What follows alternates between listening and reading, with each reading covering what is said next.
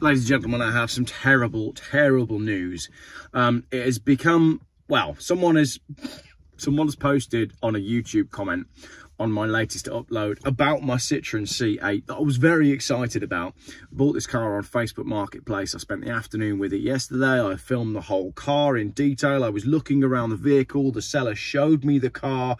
Everything seemed fine, but there's something majorly wrong with my Citroen C8. It's not Citroen.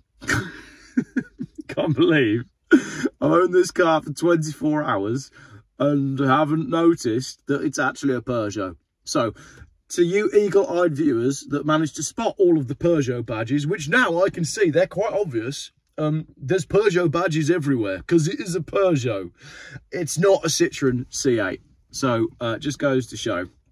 I don't really understand how that happened, to be completely honest.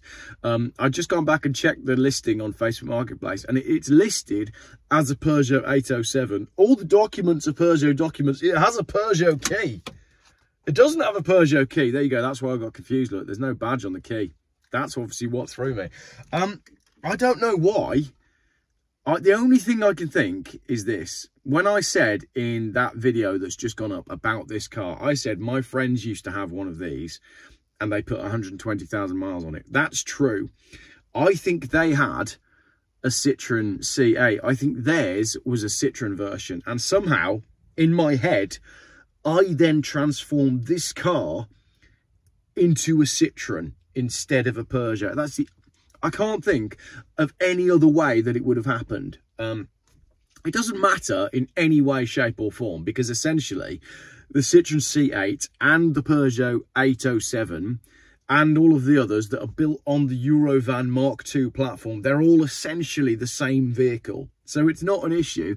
It's just really funny that I spent all of yesterday with this car and at no point did I notice that it had Peugeot badges all over it.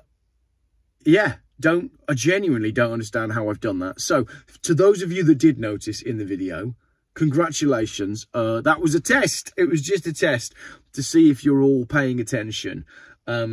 Yeah, so Jeff's stopped drinking and completely lost his mind. That seems to be exactly what's happened here. So, I'm sure there will be more adventures coming up with this car. I hope you enjoyed the video that went out earlier on. I thought it was quite funny. We watched it back on the big screen actually, and Mrs. Jeff was like, "Wow, you can see my bum," because obviously if you missed the video, it's got Mrs. Jeff's butt in it. And if you didn't watch far enough into the video to see Mrs. Jeff's butt, then you missed all of the good bits. So yeah, that's that. So it's I got to get in my head now that it's a Peugeot 807. But like I said, I've been driving it around. It is astonishingly quick. For a big wagon, and I've no idea what we're going to do with it. Something fun, I think, because it's got a tow bar on it so we can tow the camping trailer, and you know, it's got a step through as well. That's what's quite cool. The two seats are independent, so it's got a step through in the front, so there's loads of space. Someone else commented saying that this is the car you buy if you've given up on life. I disagree. I think this is the car that you buy if you have given up on life and realised that cars don't really matter.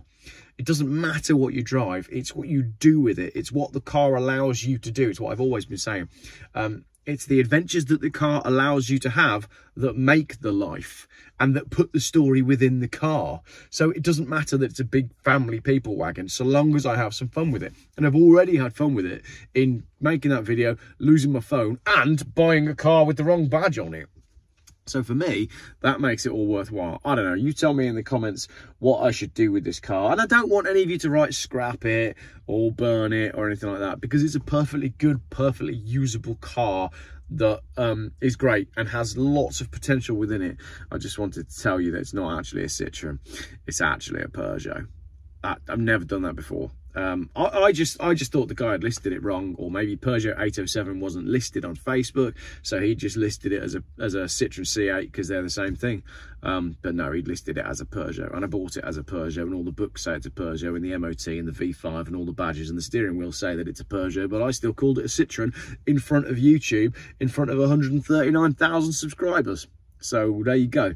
YouTube's least professional car channel does it again. Thanks for watching this little evening update.